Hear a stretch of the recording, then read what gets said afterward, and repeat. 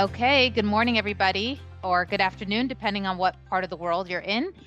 We are back here today with the Happy Hearing Podcast, episode 14. I'm Dr. Ruth Reisman, audiologist and professor here in New York City, and I am here, of course, with my co-host, Carly Sygrove. Carly, good morning. Good afternoon on your end. Hi everyone. Welcome back to the Happy Hearing Podcast. As Dr. Ruth said, it's episode 14.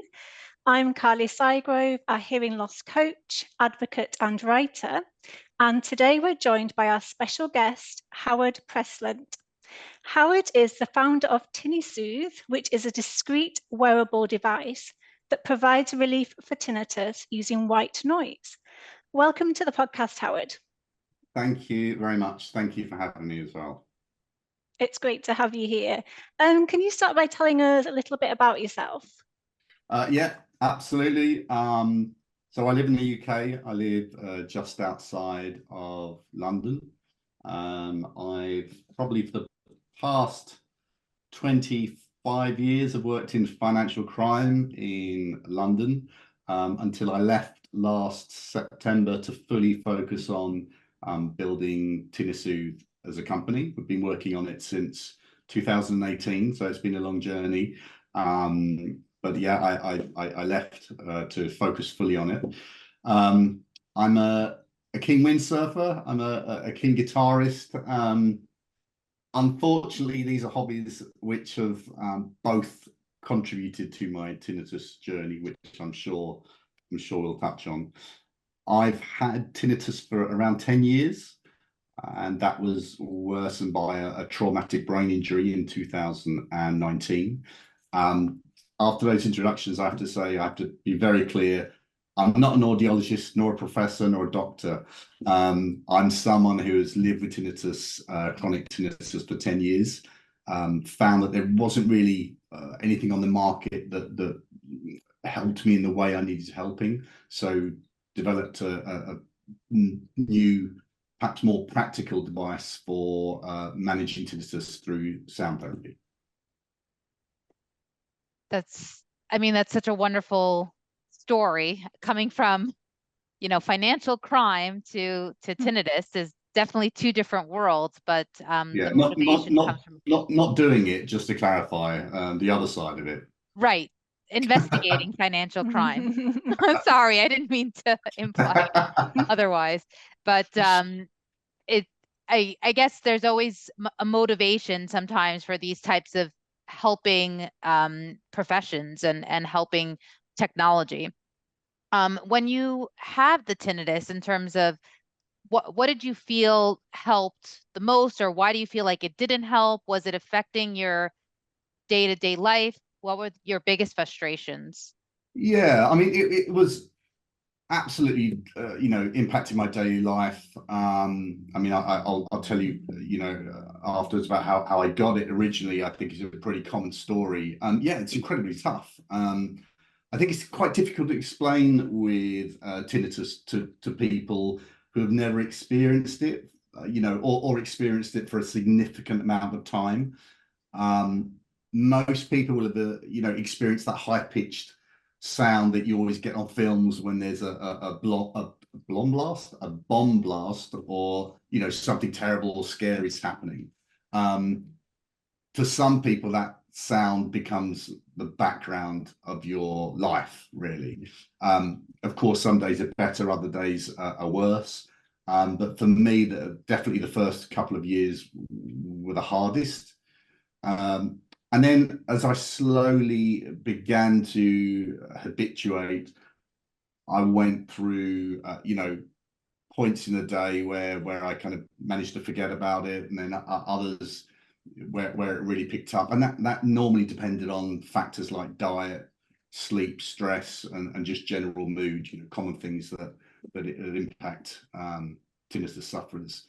But when it first hits, or perhaps when you have a prolonged tinnitus spike, it really has a significant effect on mental health and well-being in general. So yeah, absolutely, that's how it affected my daily life quite considerably to begin with.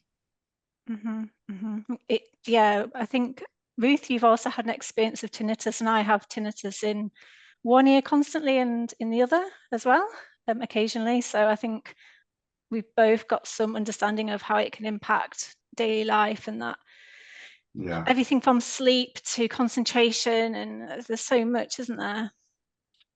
Yeah, absolutely. You know, and it's, I think the other thing with it is it's so individual, right? You can't, you can kind of try and explain to someone else what your tinnitus is like, but you're the only person experiencing your tinnitus. And that's so common with you know, essentially problems of the brain. It's difficult to share. Okay, so can you tell us how you came to have tinnitus? Do you know the cause of your tinnitus? I'm pretty sure I know the cause. There's a bit of a backdrop to this, which I think is quite relevant. So, you know, take ourselves back to 2014. I was, you know, married. My wife was pregnant with our first child after, you know, years of IVF and loss. I was turning 40, giving away my age there, and I was in the process of organising a big party to celebrate. My friends in the band that I played in at the time talked me into playing a couple of sets with them at the party. And life was generally pretty good. I remember being out for a walk with the dog and thinking to myself, oh wow, you know, life's looking good. The reason I give you that context is because obviously emotional state plays a significant role in tinnitus. And in the next few weeks, my emotional state would rapidly change for the worse. So sadly, we had a trauma of losing our son very late in the pregnancy. That was incredibly tough, as many people will understand, particularly after the journey we'd been on. And one of the ways I coped really was just throwing myself into the music when we were, you know, rehearsing. At one of the rehearsals, which I now know was far too loud, I left and had a very high-pitched ringing in my ears. I wasn't too worried, as this had happened before, you know, when I left gigs or clubs, and I guess many people will have experienced that. And when you wake up in the morning, it's normally gone. But when I woke up in the morning, it wasn't gone, it was still there. And I kind of still expected it to just fade away over the next, you know, few hours. But it didn't. And that was 10 years ago, and it's never stopped since. So I didn't know anything about damaging hearing, playing in a band, or tinnitus at the time. I think awareness is so much better now. But I now understand that probably a combination of being in a highly stressed emotional state, combined with them being, you know, suffering from, you know, being in a loud environment, probably way above the recommended decibel levels for far too long, was pretty much definitely the cause of my tinnitus. And then, you know, the journey began from there, and Mr. Google started appearing in my life, and a lot of frantic searching, learning about tinnitus, and that's how it all began. I was going to actually ask you, what was, I guess now after having searched on Google, what was your first step to try to find, you know, a reason or a solution? Because I think that's important. A lot of people like yourself realize that they have this tinnitus, something happened, hope that it's going to go away, and then realize maybe they've checked in on it too late. Because there is a time period where when something like what you've experienced happens, that we can actually, you know, treat a patient with steroids potentially, whether it's oral or with injection, and they could get some relief. But at what point did you decide to take a next step? So I certainly didn't, you know, I didn't know about that sort of, and actually I don't think the treatment pathway is geared up to educate people on that sort of treatment. I certainly didn't know about it. In terms of, you know, I think you just go, you shrink into yourself, so you get very isolated, you get very desperate. the more you read, the more hopeless you get, because the internet's just full of so many horror stories. And as we know with the internet, they always trump the positive stories, so the volume's always so much greater. I mean, for me, my life can be very easily split into life before tinnitus and life after tinnitus. You know, that's how significant it can be. But I think, Ruth, the interesting thing you asked was about feeling. You know, how do you feel? And the key is really in the question, right? Because in the absence of of an auditory cure, it becomes all about the attention and all about the emotions that you associate with it. So yeah, I basically Googled the hell out of everything. And then I spent the next 2 years trying every supposed treatment or cure out there. One after the other. So acupuncture, hypnotherapy, medication, CBT, mindfulness, chiropractor.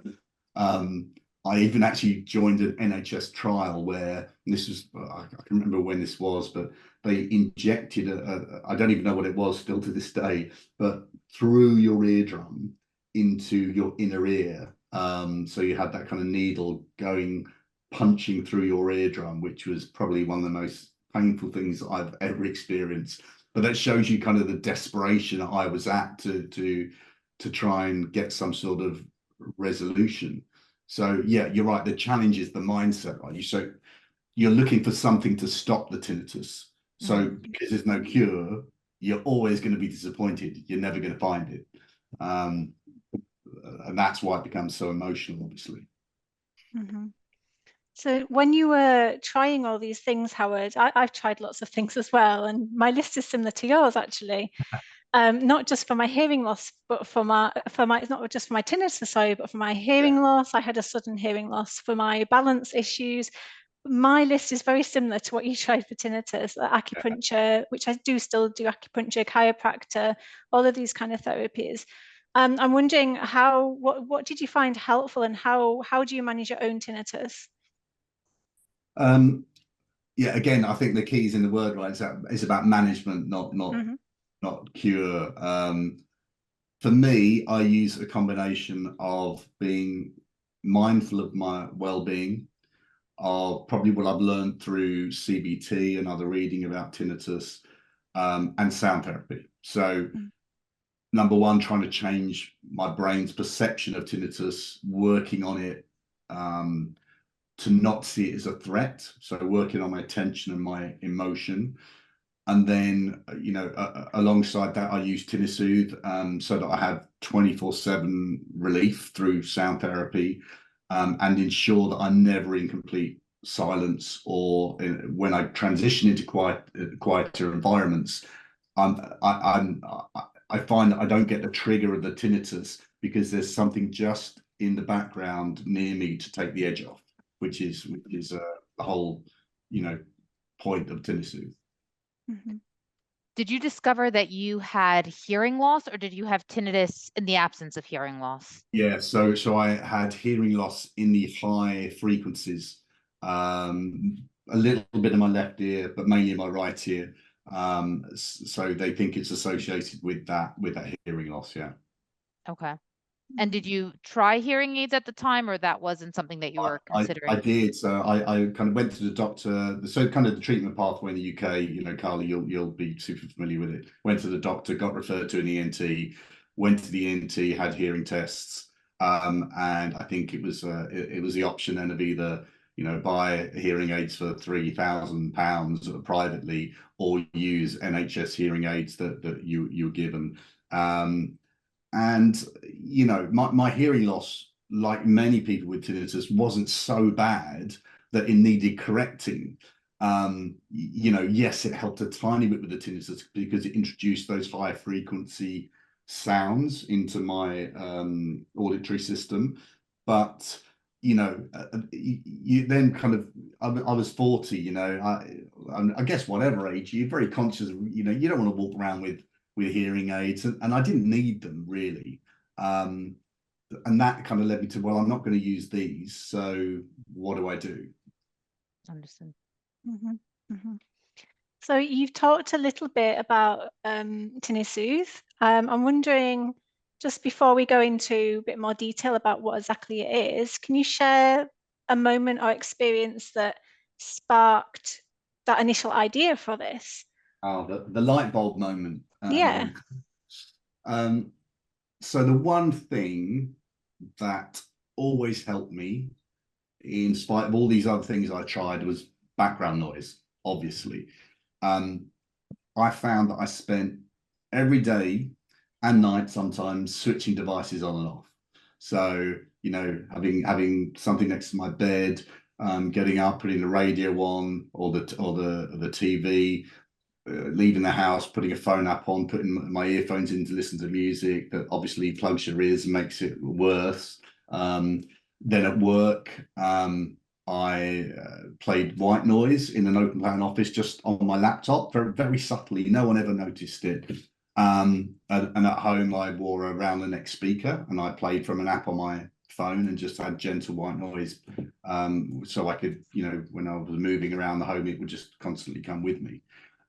So I spent the whole day switching things on and off, thinking about my tinnitus.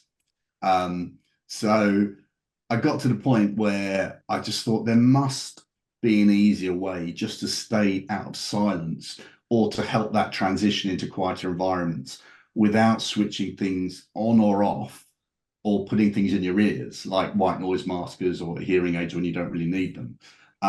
But I just couldn't find anything on the market that did that. So in 2018, I kind of started working on an idea to provide 24/7 white noise without anything in your ears, so that you had constant relief day and night. And I started thinking about certain premises in terms of I knew that the solution would have to, you know, be small and discreet, have a long battery life, be finely tunable in terms of settings, be super easy to use, like no Bluetooth, no programming, no saving. So just something plug and play and to work day and night. So this kind of evolved into very early prototypes with my brother, Lloyd, who has a background in electrical engineering. And then I brought Jez, another co-founder, on board for his kind of commercial acumen. And that's how it all started. Mm-hmm. So you said earlier about, to me and Dr. Reisman, that some interesting and maybe influential things happened in this 5-year journey of actually coming up with this idea for TinniSoothe, and then it actually happening. Did you want to tell us a bit more about that? Yeah, absolutely. It's a proper curveball moment. You know, it's been a 5-year journey us doing this, which is longer than anticipated. In 2019, we were kind of up and going and making good progress. I mentioned I'm a keen windsurfer. I had a massive windsurfing crash, which resulted in a dissected artery in my neck, and I collapsed from a brainstem stroke and suffered locked-in syndrome. So it's where you're paralyzed apart from the eyes. And had to have kind of emergency cutting edge brain surgery. I was left in a coma. And when I woke from that, I couldn't walk or speak properly, write, kind of hold a cup, do anything. So working on a startup, working on TinniSoothe was pretty much out of the question. And as many people, you know, with brain traumas, which is what it was, you know, it made tinnitus worse. You know, that often happens with brain trauma patients. A lot of them can actually, you know, report tinnitus. So I spent around 18 months going through physical, mental rehab, learning to speak, walk, everything. It's a bit of a miracle recovery. I was just so lucky in terms of the kind of type of thrombectomy that I had in my brain stem. And then when I recovered, because my tinnitus was worse as well, my, resolve was even stronger to make TinniSoothe a reality. So that's probably explains why it's taken about 2 years longer to get to market. But it makes it more purposeful for me in terms of understanding, things like brain traumas and what they can do and how they can impact you both physically and mentally. Wow, that's a very impactful story. I can't believe you must have worked very hard to have the recovery that you've had. Yeah, and I did say it was a curveball. I didn't say quite how big the curveball was. Yeah, I did. I was incredibly lucky. I had a I won't go into the full story because we've only got 30 minutes or whatever, but I was incredibly lucky in terms of the hospital I went to. One of the leading brain surgeons in Europe was actually there lecturing at the time and performed the brain surgery, removed 2 massive clots from my brain stem. So yeah, I did work hard, but I was also very lucky, and thanks to incredible medicine and progress. Nice. Wow. It's amazing. Howard, so we've talked a bit about TinniSoothe, but could you, for people listening or watching this, could you describe exactly what it looks like, what it is, what it does, and how it can help people? And I can show the people that are watching, and I'll have to do a good description for people who are listening. So it's beauty kind of in its simplicity. It's a very small wearable white noise device. It's about 16 grams. So you wear it during the day. It just gives you subtle white noise up towards your ears.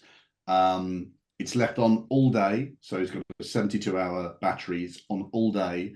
So it is always there, just taking the edge off when you transition from a noisier environment to a quieter or silent environment. So if you're in the pub, you don't need it. It's on anyway, so that when you leave the pub and walk down the road, all of a sudden you don't go from a noisy environment to a quieter environment and think, oh God, there's some tinnitus. It just eases that transition and takes the brain away from the tinnitus. It's highly configurable, so it's got about 60 volume settings and frequency settings. So it's really important that you don't completely mask your tinnitus. Tinnitus masking is not ideal because it's not, it doesn't help it doesn't really facilitate habituation. At night, you take it off. You have a dock next to your bed. You dock it next to your bed. It automatically changes to nighttime setting, so you don't have to play around with it. It plays all night. It recharges the battery. When you pick it up in the morning, you just put it on again. If you need to change it for any reason on the fly, it's got little buttons on the front that you can use. And that's it. Ultimately, you're never completely in silence.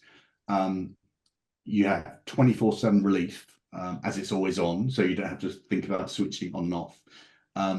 So it's always there to take the edge off of your tinnitus. It also has it comes with a clothing clip or a lanyard clip, so you could put your own necklace through there or cord through there, and you can use it like that. And that's it. I mean, it sounds simple, and it is simple, but I think that's what was missing in terms of sound therapy on the market. Is in terms of it being directed to the ears, is that the use of what's called like beam forming, or how does that? Very straightforward. It's literally a speaker at the top where the grates are only directed up towards essentially your chin, so it disperses out from there, not go out sideways to so that other people around can really hear it. It's very directed, and so it kind of creates your own little cocoon. One of the most common questions we get is, won't other people be able to hear it? And I think when you first hear about the solution, there's this perception of this wall of white noise, coming from your neck. but the reality is it's very different. You know, firstly, people can't see the device, which completely reduces awareness. Secondly, the sound, as I've explained, is kind of channeled up towards the user's ears.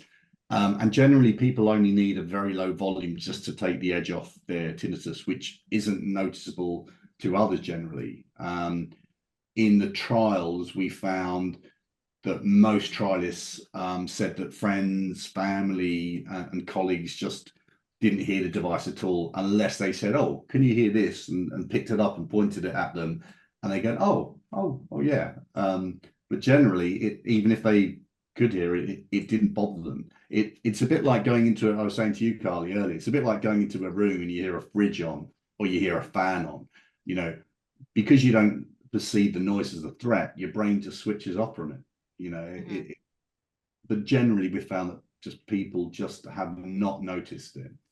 The one thing I would say is that for people who have, you know, moderate to severe hearing loss that isn't corrected, or I would say severe hearing loss that isn't corrected, then obviously you get to a point where, well, you can't have it loud enough to be heard over your uncorrected hearing loss. And then it kind of, you get into an area where, well, no, it's not that practical for day use.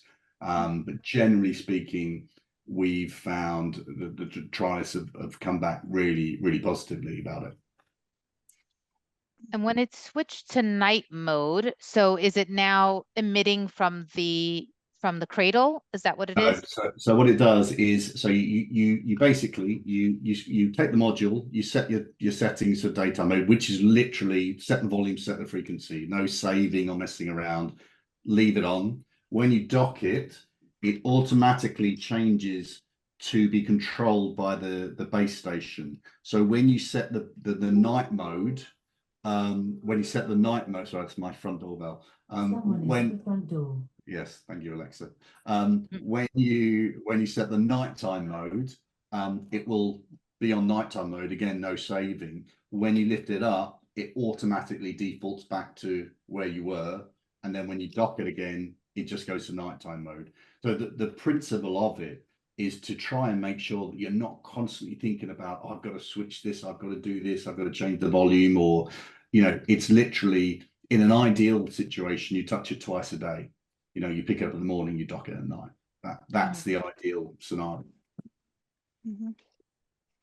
And then in nighttime mode, the sound is coming out of that cradle? Or Yeah. Well, it's okay. coming out of the device still, but it's controlled by the cradle. Understood. Okay. Yeah. Okay, so it's very small. It's about the size of a thumb. You wear it on a cord around your neck, and you can actually wear it like a pendant almost inside your clothes, or you can clip it onto your shirt or even on your underclothes, maybe, as you were saying earlier, Howard, to me. And so nobody has to see it. So we've had trialists, we've had obviously several female trialists, and actually several of them have said they use the clothing clip to clip it just in the middle of their bra, because it's obviously no one seeing it. And it just, one of the important things about it is it's important for it to stay the same distance from your ears, right? Because when you're setting the volume, you're setting it to help your tinnitus. So this is the problem with other things that aren't, you know, the right distance from your ears, like TVs, radios, whatever you're using to, you know, to help relieve your tinnitus. The reason why it, you know, perhaps helps habituation is because it's always in the same distance and it's always there. And with the micro settings of the volume, you can slowly turn it down over time as you begin to habituate more and more.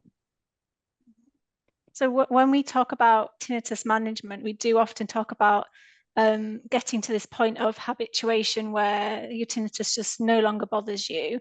Can you explain just a little bit more about how the TinniSoothe device can actually help somebody reach that point? Yeah, we found that we've had two types of users. I'll talk about that afterwards. But yeah, really the two ways I think that it can help facilitate habituation, as I just mentioned, because it's always on and it's always with you day and night, at a constant distance from your ears. It helps you think less about tinnitus whenever you're going from quieter to silent environments to noisy environments. So you think about your tinnitus less, which helps your brain to forget about it more. And then the second thing is, as I mentioned before, that settings are so minute that you don't risk masking your tinnitus, and then the way you can facilitate habituation is to turn it down. Literally, you can turn it down one notch, you'll probably not hear any difference. You turn it down 10, you will. But the ability to be able to do that over, weeks or days or months or however, whatever suits your tinnitus, supports that journey of habituation. We're not trying to have a device that means that you'll never habituate. We want to have a device that supports habituation. That's really important to us. As I mentioned at the beginning, we've found really that we've got two types of users. People who haven't habituated at all, people who haven't habituated to the level they want, people that are really still suffering on a daily basis. And they tend to use TinniSoothe 24/7 whilst they're on that journey. And then we've had users who have habituated to some degree, but they still have spikes and they still have days where it's bad. They'd have days and hours, days, weeks, whatever, where they just need to take the edge off to get back to where they were. So we've really found that actually some users have said just having it there is a real comfort blanket to know that if your tinnitus kicks off, it's okay. And that in turn kind of creates a feeling of more safety around the tinnitus. Does that make sense? Mm-hmm. Mm-hmm. So you could say if the goal for TinniSoothe is to help people with habituation, is the goal therefore to help people not need TinniSoothe anymore? Absolutely, over the long term, right? I mean, look, that's the reality. Yeah, we want to help people on that journey of habituation. I think anyone who's had severe tinnitus knows that journey is not a daily journey. It's not a journey that's done in days. It's not done in weeks. It's more often done in months and years. So be able to provide that support for that period to get to a point where you only need it as a comfort blanket, as a backup to when you might have a bad day or a spike or a really suffering or tired or stressed. That's absolutely where we want our users to get to. With the clinical trials, I'm just curious how many or what are the percentage of participants that actually noticed benefit from the use of TinniSoothe? Yeah, so when we talk about trials, it's important to really want to clarify. So we've done a very small scale trial, so literally around 12 people. However, we have measured using a pre-trial, post-trial questionnaire. We've spanned 20 categories, including comorbidities like anxiety, stress, isolation, depression, insomnia. The results from that have been amazing. So we've had 80% of users have reported an improvement in their stress levels related to tinnitus. 90% said they felt less anxious about their tinnitus whilst using TinniSoothe. 80% said they found it easier to fall asleep. However, we are absolutely aware that it's a very small scale trial. And whilst white noise is not a new way to provide relief to tinnitus sufferers, there are plenty of studies out there that talk about, white noise, and particularly, sound therapy in combination with CBT being, an effective way to manage tinnitus. We've just created a more practical vehicle for that relief, but we still would like more clinical evidence as to the actual efficacy of TinniSoothe itself. So we're currently really, really pleased to say we've just been approved. We're entering into two more formal studies to look at how effective TinniSoothe is at relieving tinnitus and psychological comorbidities like the ones listed earlier.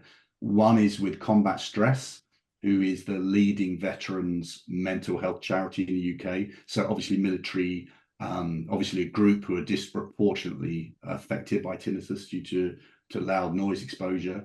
And secondly, the second one is with Leeds Trinity University with their School of Psychology, which is led by Dr. James Jackson, who is involved in the whole tinnitus space and with Tinnitus UK. So we're really delighted with the results we've got, but we want more and we want bigger results to be able to really demonstrate the benefit of TinniSoothe.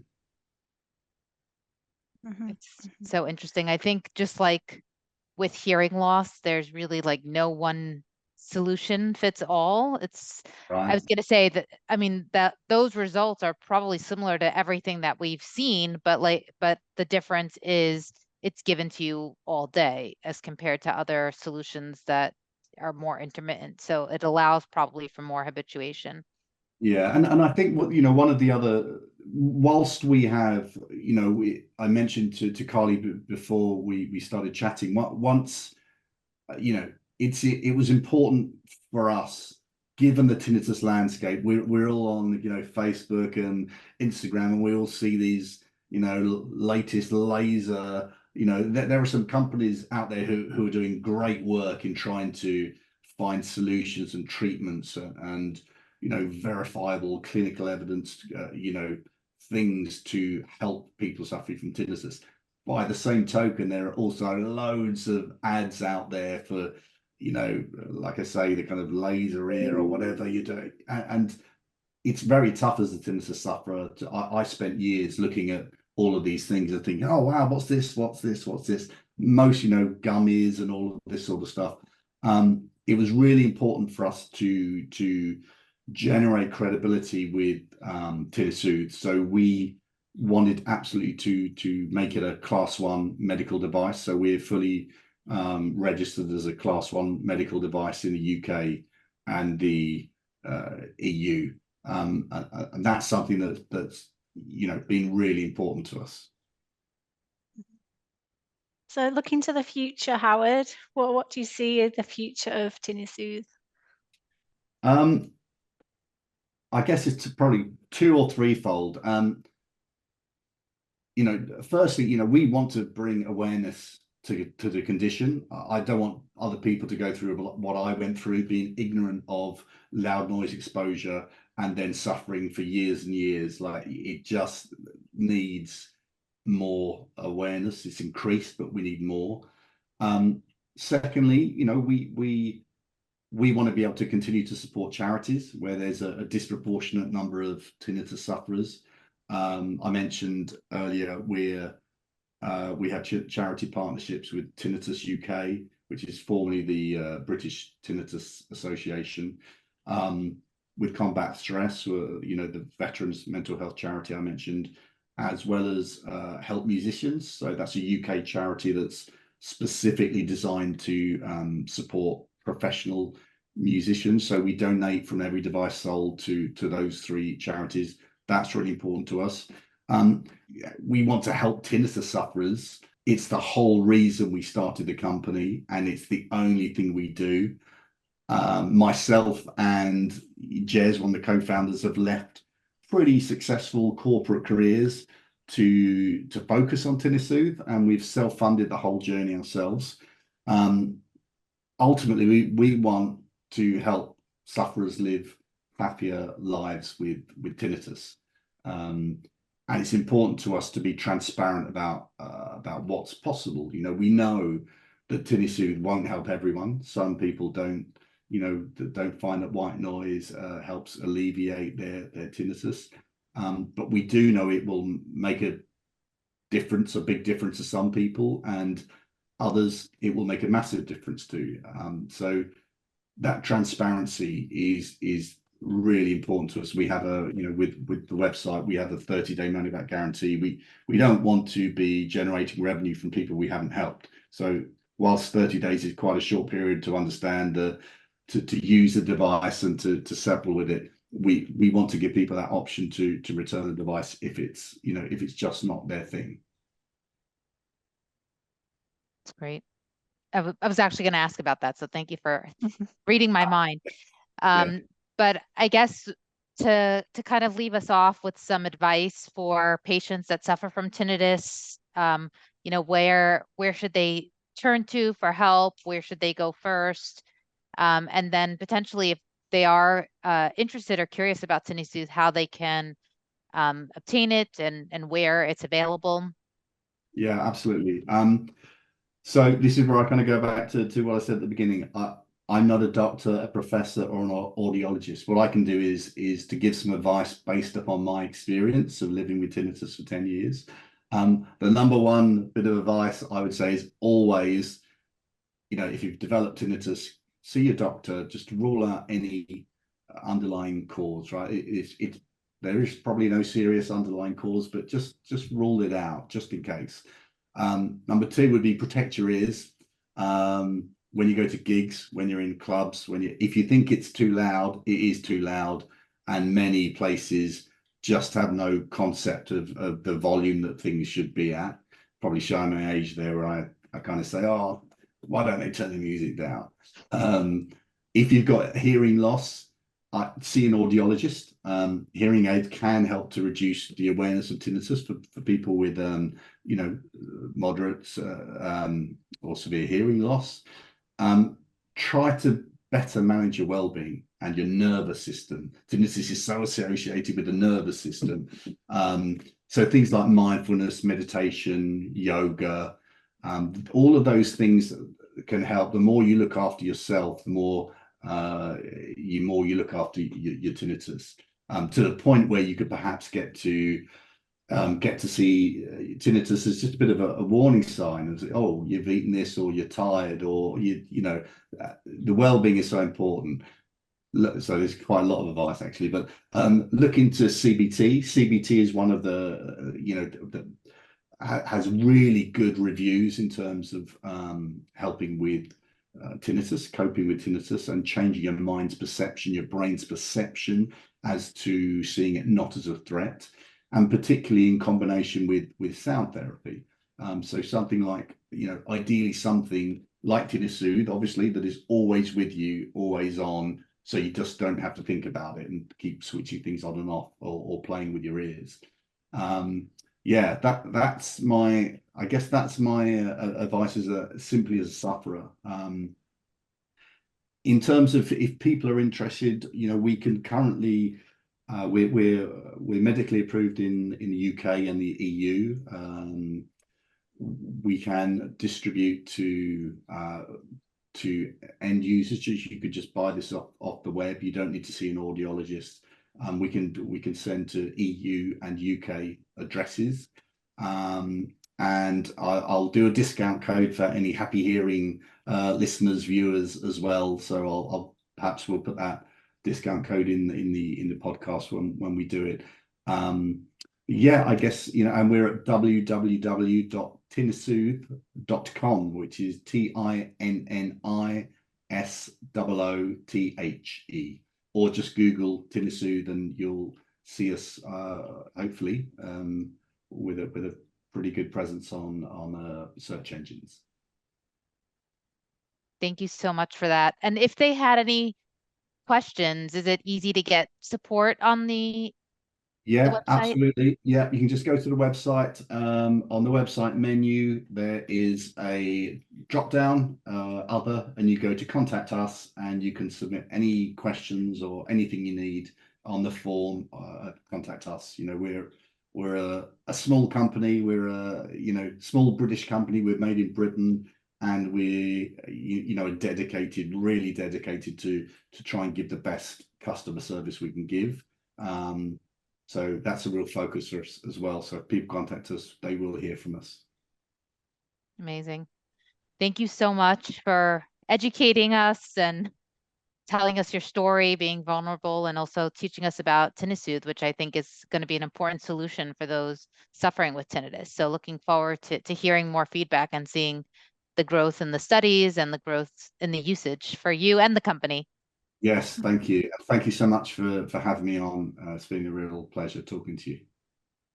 Of course. Great to meet you, Howard. Looking forward to seeing what happens with the company. I'll follow you on social media and keep an eye on you. Wonderful. Thank you. Okay, have a great weekend, everyone, and feel good. Thank you. Bye.